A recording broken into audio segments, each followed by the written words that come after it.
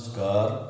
आज हम बात करेंगे कि तुम पिंजड़े के पंछी नहीं हो, तुम आज़ाद पंछी हो। तुम नील गगन के पंछी हो, तुम असीम के यात्री हो। तो हम आज पिंजरे में क्यों कैद हो गए हैं? हमारी बेहोशी क्या है कि हमें पिंजरा ही सत्य लगता है? तो तुम स्वयं नील गगन के पंछी हो, न तुम्हारी कोई सीमा है, न तुम्हारा कोई बंधन है। तुम स्वयं आज़ाद हो, यानी यह पूरा ब्रह्मांड जो दिख रहा है और जो दिख नहीं रहा है, इसके तुम स्वयं मालिक हो। क्योंकि ब्रह्मांड भी तुम्हारी सीमा में नहीं है। तुम स्वयं असीम के यात्री हो। फिर भी हम लक्ष्य 84 के पिंजड़े में बंद क्यों? चाहे तुम पशु, पंछी, जानवर, प्राणी कि मनुष्य के शरीर में हो, तो वह सब तुम्हारे लिए कारागृह है। वह सब एक पिंजड़ा है। फिर चाहे तुम्हारी जंजीर या तुम्हारा पिंजरा लोहे का हो, सोने का हो, चांदी का हो, पीतल का हो कि हीरे जवेरात का हो, जो हो, मगर पिंजड़ा पिंजड़ा ही है। और पिंजड़े में रह कर कभी कोई मुक्त नहीं हो सकता है, क्योंकि पिंजड़ा ही बंधन है। और जब तक तुम पिंजरे में कैद हो, तो तुम लाख कोशिश कर लो, तुम असीम के यात्री नहीं बन सकते हो। न तुम अपनी चेतना की दो पंख फैलाकर आकाश में उड़ सकते हो और न सत्य को पा सकते हो। तो तुम चाहे हिंदू के पिंजरे में हो, मुस्लिम के पिंजरे में हो, सिख के पिंजरे में हो, ईसाई के पिंजरे में हो, किसी भी ज्ञाति धर्म का पिंजरा हो, मगर तुम मुक्त नहीं हो। ठीक है, पिंजरे में आपको सुविधा मिलती है। पिंजरे में आपका भय कम होता है, क्योंकि पिंजरे में तुम समूह के साथ होते हो। सब लोगों का सहारा मिलता है और तुम यह सोचते हो कि मैं अकेला नहीं हूँ, मेरे चारों ओर भीड़ लगी है। तो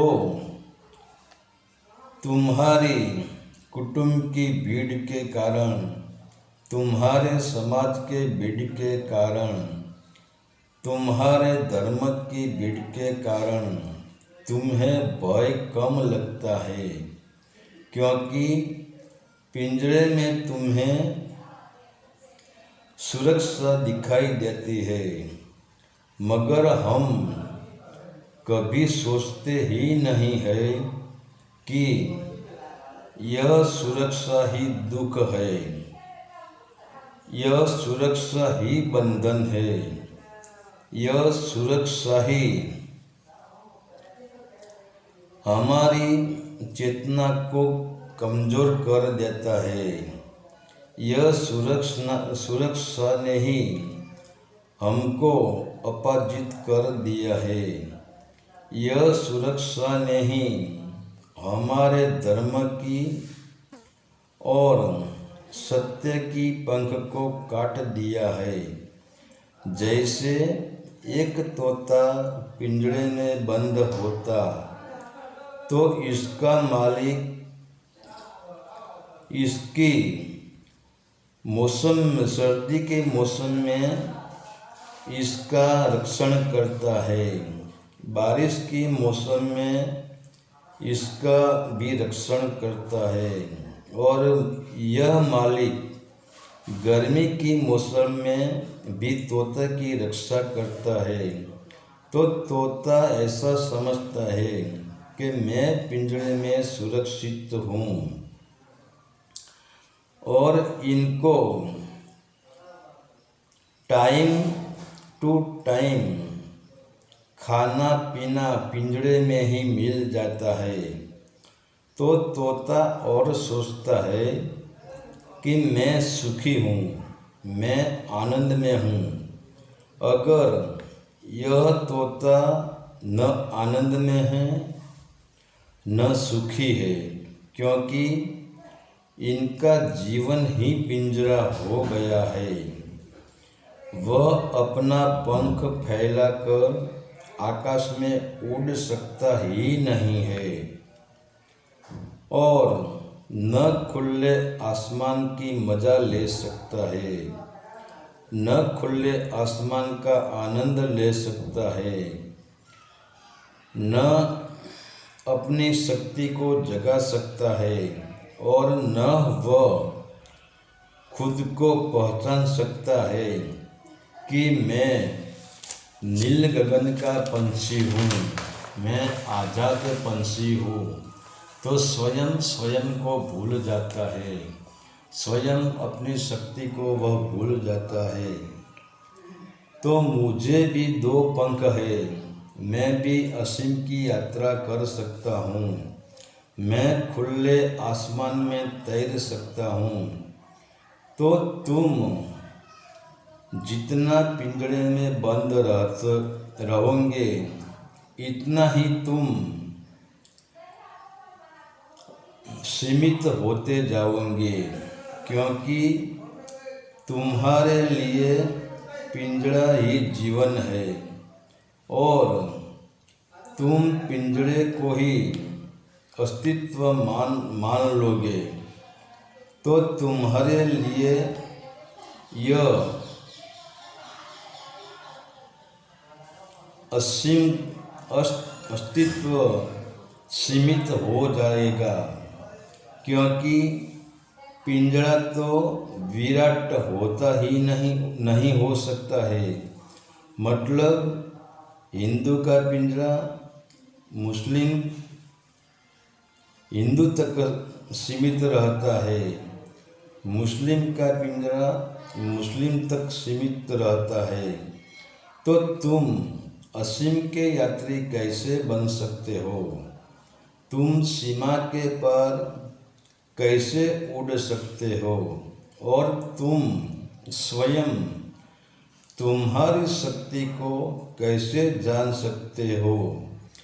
और तुम स्वयं तुमको भी कैसे पहचान सकोगे कि मैं कौन हूँ?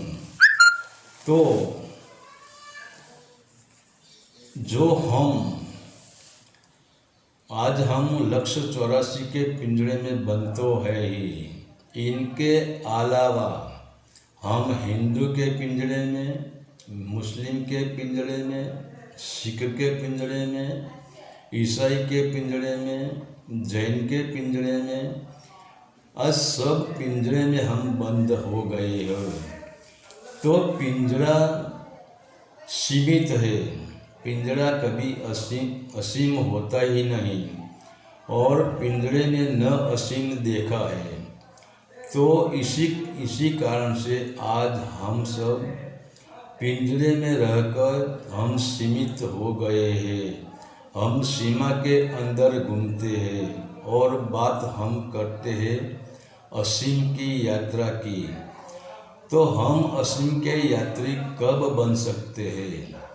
जब हम पिंजरे में से बाहर निकलेंगे, जब हमारी चेतना की धर्म की और सत्य की दोनों पंख फैलाकर हम नील गगन में यात्रा करेंगे, हम नील गगन के पंछी बनेंगे, हम बादलों को छू लेंगे, तब हमको पता चलता है, तब हमारी दृष्टि दूर तक जाती है और हमको पता चलता है कि यह पूरा ब्रह्मांड असीम की यात्रा ही है। मतलब जब तक हम पिंजरे में बंद हैं तब तक हम असीम की यात्रा पे नहीं जा सकते हैं। हरि ओम तत्सत। आदेश का प्रणाम।